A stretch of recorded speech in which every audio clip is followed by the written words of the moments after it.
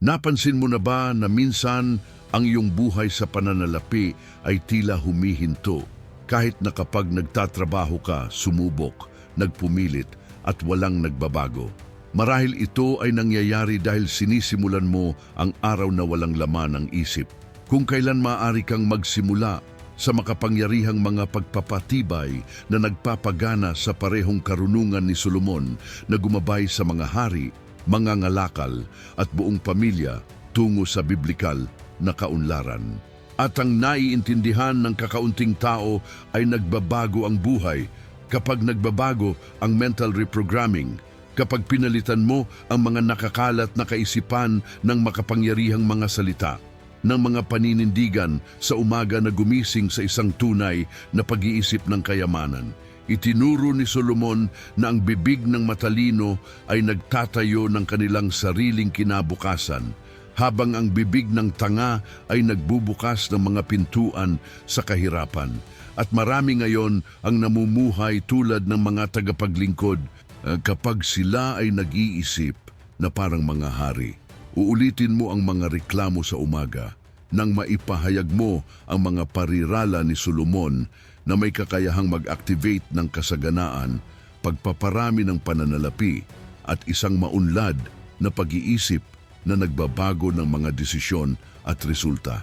Paano kung alam mong may 7 parirala sa umaga? Simple, espiritual, ngunit malalim ang pagbabago na nagsisilbing ritual sa umaga para sa kaunlaran. Isang ritual na gumising sa kalinawan, banal na patnubay at espiritual na kayamanan na nagbubukas ng puwang para sa matatalinong desisyon at pagkakataon na hindi mo nakita noon. Paano kung ang mga salitang ito ang eksaktong kulang para maputol ang siklo ng kakapusan at tuluyang pumasok sa daloy ng kasaganaan? Ang daloy na tinawag ni Solomon na batas ng paghahasik at pag-aani na inilapat ng may pangunawa. Ngayon ay ipapakita ko sa iyo ang 7 parirala na maaring maging punto ng pagbabago sa iyong buhay. Sabihin ang 7 pariralang ito ni Solomon sa umaga at panoorin ang pagdami ng iyong pera. Pero ang pinakamahalaga, panoorin mo kung sino ka. At ang huling pangungusap ay napakalakas, napakalalim, kung kaya't marami ang hindi handang marinig ito nang hindi nakakaramdam ng pagbabago sa loob. Humanda dahil kapag ang isang lumang lihim ay nabunyag, walang nananatiling pareho. Unang parirala, ngayon ay isinaaktibo ko ang karunungan na gumagabay sa akin patungo sa mga mahuhusay na desisyon sa pananalapi. Ang nakakapagtaka ay pagkatapos marinig ang mga unang salita ni Solomon na umaalingaw-ngaw tulad ng isang tawag, ang isip ay nagising sa isang bagay na mas malaki. Ang kapangyarihan ng banal na karunungan na kumikilos bago pa man magsimula ang araw. Kaya naman, ang paninindigang ito ay nagiging unang hakbang patungo sa mental reprogramming at isang wealth mindset. Kapag sinabi mong i-activate ko ang karunungan ngayon, inaanyayahan mo ang parehong karunungan na gumabay sa mga hari, propeta at maingat na ina na piliin ang tamang landas kahit na ang lahat ay tila nakakalito. At kung tinitingnan ni Solomon ang iyong mga pagpipilian ngayon, ano ang kanyang sasabihin?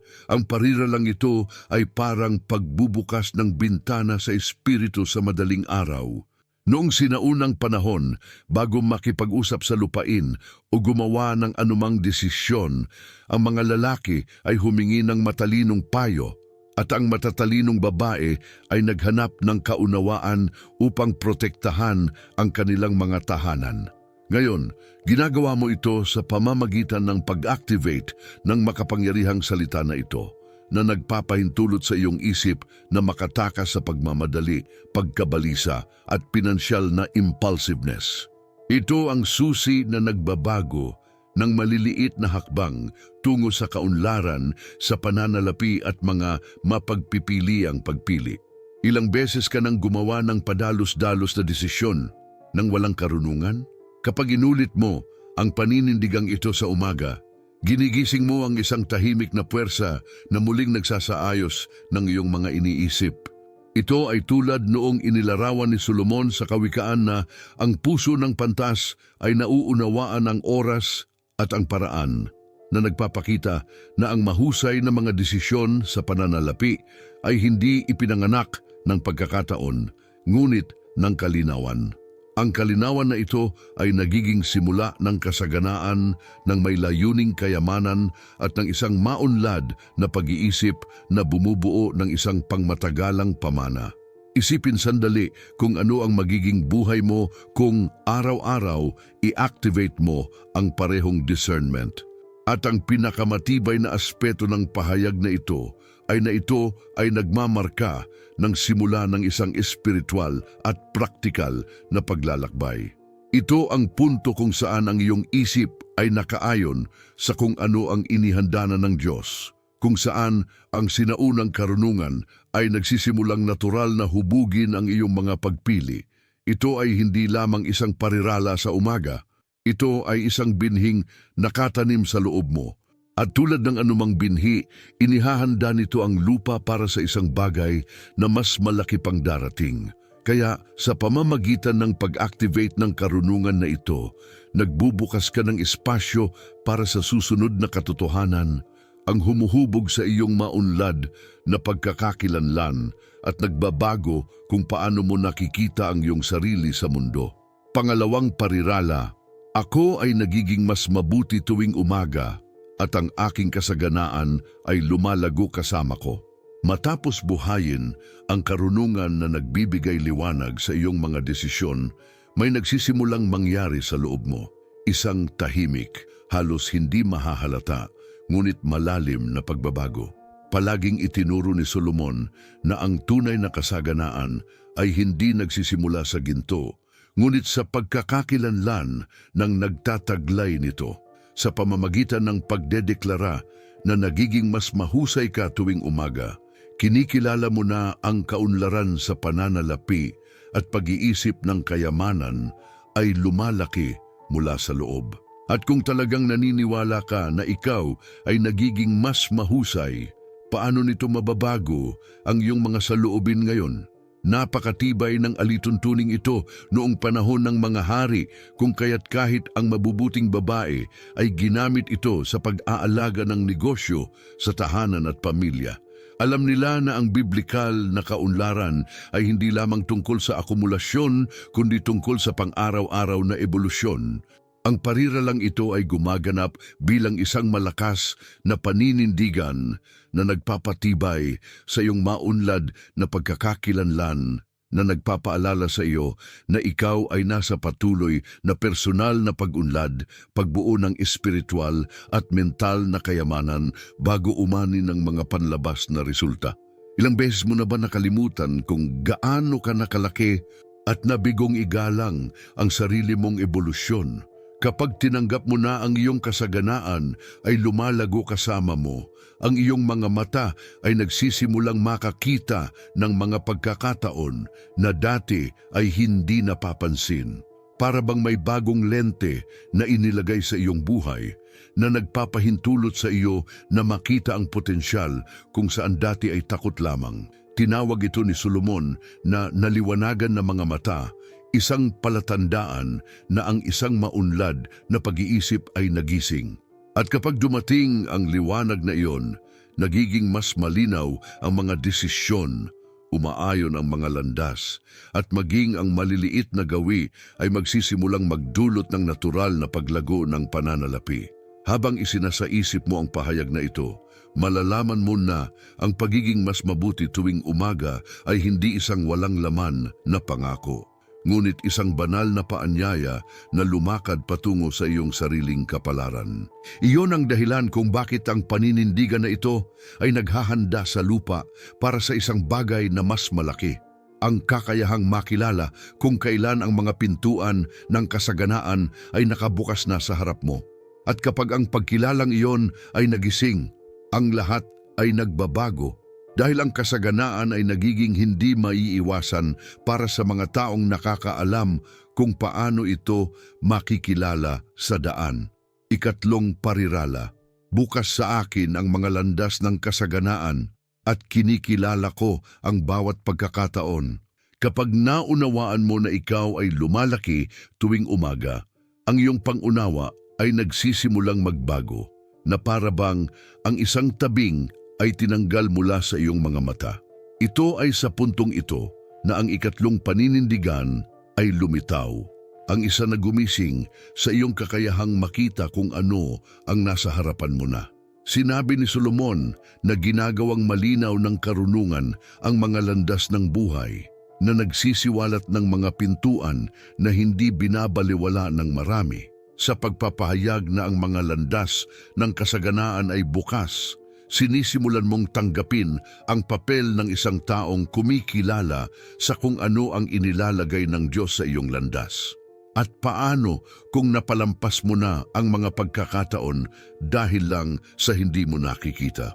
Ang paninindigan na ito ay gumaganap bilang isang mental reprogramming na nagpapalawak ng iyong paningin, na nagbibigay daan sa iyong makita ang mga palatandaan, ideya at posibilidad na dati ay tila hindi nakikita. Sa mga sinaunang kwento, ang matatalinong lalaki at babae ay tiyak na pinahahalagahan dahil naiintindihan nila ang mga pagkakataong nakatago sa mga detalye. Ngayon, ginagawa mo ito sa pamamagitan ng paggising sa iyong mindset ng kasaganaan, pagsasanay sa iyong atensyon sa kung ano ang nagbubunga ng paglago, kaunlaran sa pananalapi at may layuning kayamanan. Ilang pagkakataon na ang lumipas sa iyo at napansin mo lang sila pagkatapos ng mahabang panahon. Kapag idineklara mo ang pariralang ito sa umaga, may makapangyarihang mangyayari. Ang iyong isip ay nagsisimulang mag-iba sa pagitan ng pagkagambala at direksyon. Tinawag ni Solomon ang pag-unawang ito, isang bihirang katangian na nagpabago sa mga ordinaryong desisyon sa pagpaparami ng pananalapi. Ang kalinawan na ito ay umaakit ng mga pagkakataon dahil nagsisimula kang kumilos ng may matandang karunungan na kinikilala kung ano ang tunay na nagbubunga ng kasaganaan.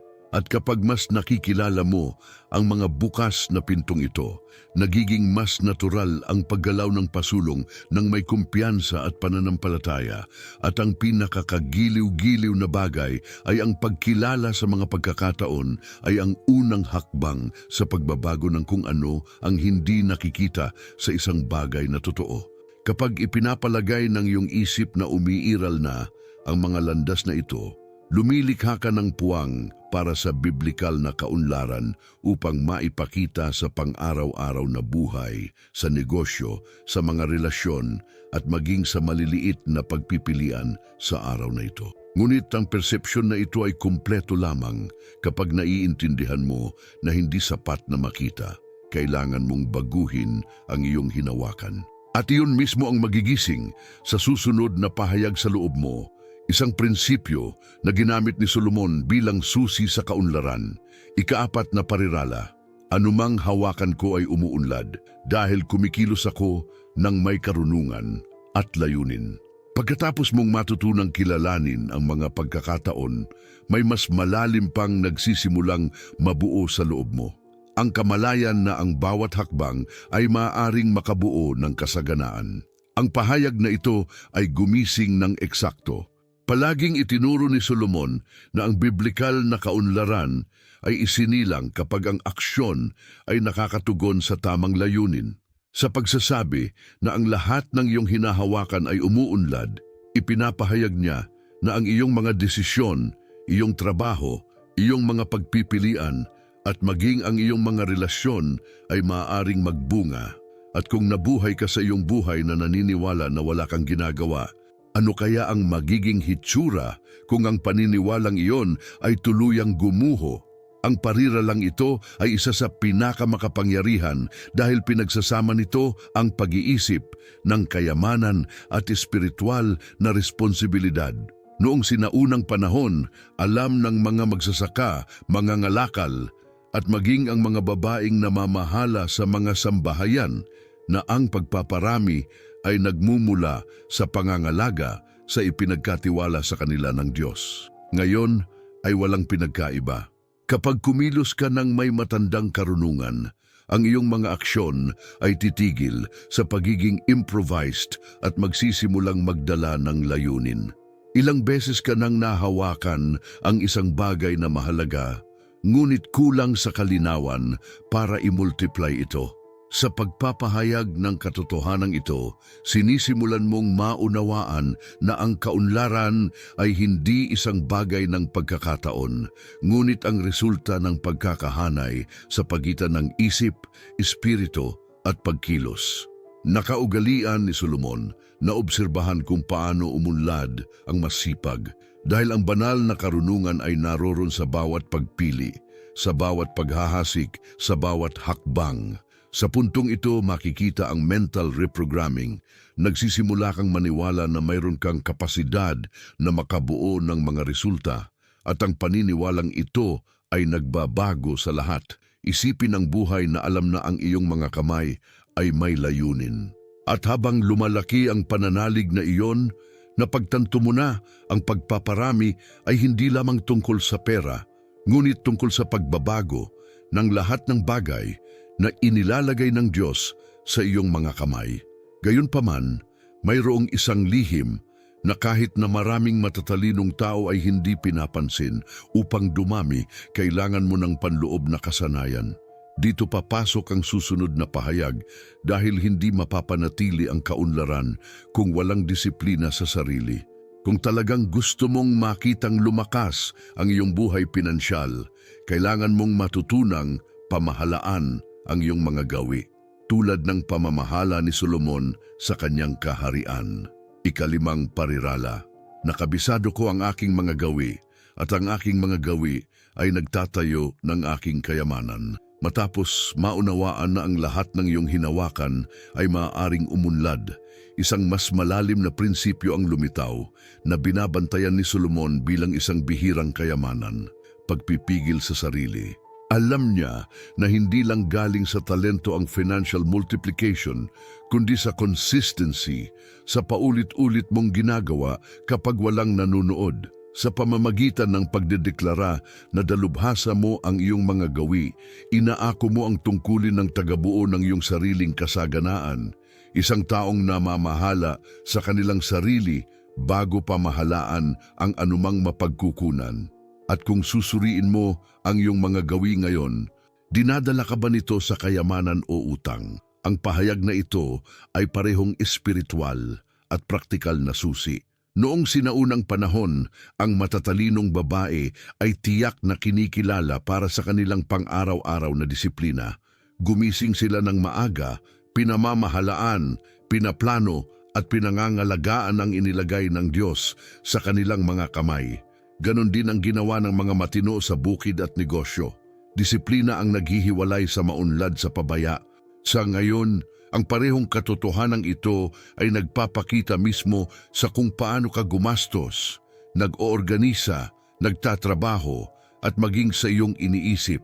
Ilang beses ka bang inilayo ng maliit na ugali mula sa kaunlaran nang hindi mo namamalayan? Kapag pinatunayan mo na ang iyong mga gawi ay bumubuo ng iyong kayamanan, sinimulan mong makita ang bawat araw-araw na pagkilos bilang isang ladrilyo na bumubuo sa iyong hinaharap. Ito ang diwa ng isang maunlad na pag-iisip. Hindi umaasa ng mga himala kung saan dapat mayroong disiplina. Sinabi ni Solomon na ang matalinong tao ay unti-unting nagtitipon na nagpapakita na ang maliliit na naipon na mga pagpipilian ay lumilikha ng napakalaking resulta. Ito ang tunay na batas ng paghahasik at pag-aani na inilalapat sa modernong buhay. At kung binago mo ang isang ugali lamang sa susunod na 7 araw, ano ang mangyayari? At habang lumalaki ang kamalayan na ito sa loob mo, napagtanto mo na ang pagmaster ng iyong mga gawi ay, sa katunayan, pagprotekta sa iyong sariling kaunlaran. Gayunpaman, mayroong isang bagay na mas malalim at mas mapagpasyahan. Hindi sapat na lumikha ng mabubuting gawi.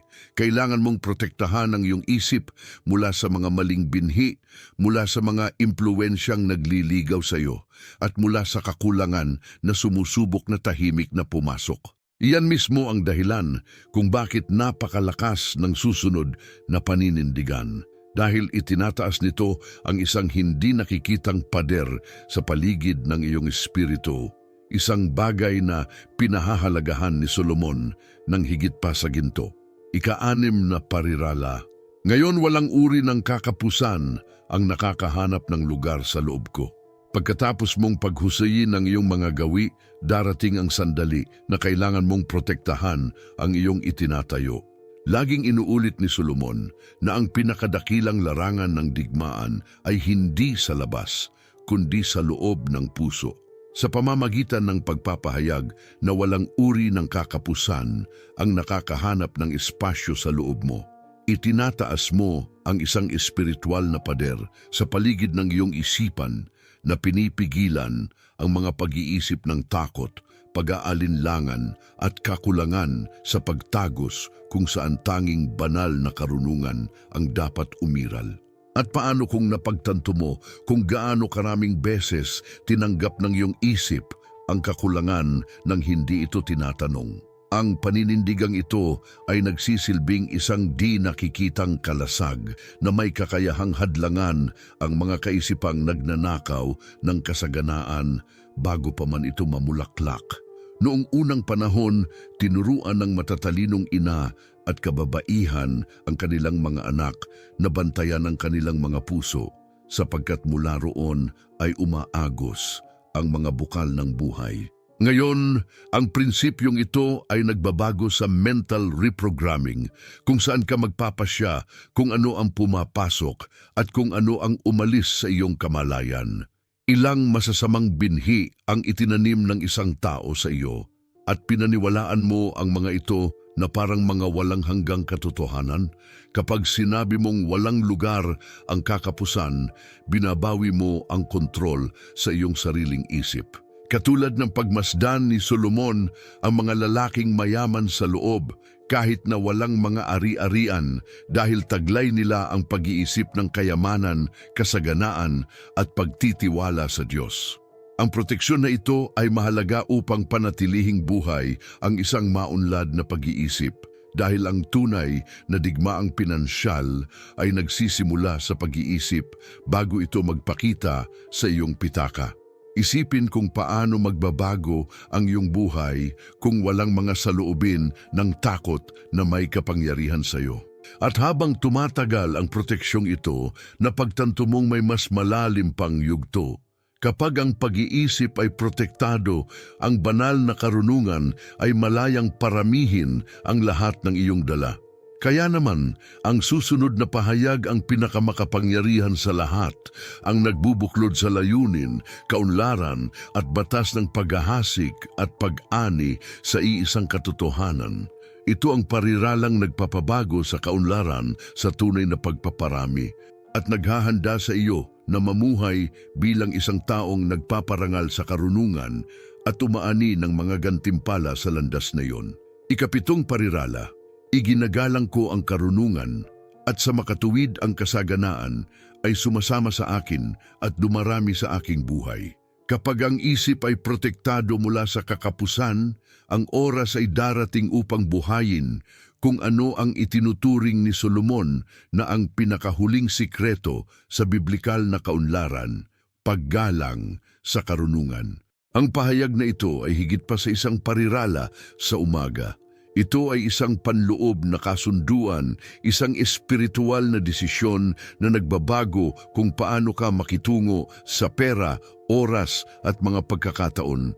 Ang paggalang sa karunungan ay nangangahulugan ng pagkilala na ang iyong kaunlaran ay hindi lamang nagmumula sa pagsisikap, ngunit mula sa kung ano ang nagmumula sa itaas.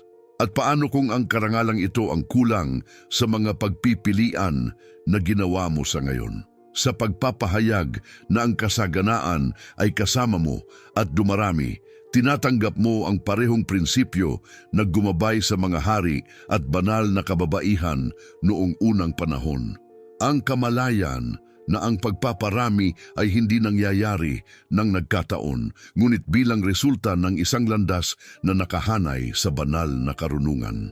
Sa Kawikaan, sinabi ni Solomon na sa karunungan ay dumarating ang walang hanggang kayamanan na nagpapakita na ang tunay na kasaganaan ay isinilang mula sa karangalan. Ilang beses mo nang hinangad ang kaunlaran nang hindi iginagalang ang tamang payo, nang hindi nakikinig sa tinig na gumabay sa iyo.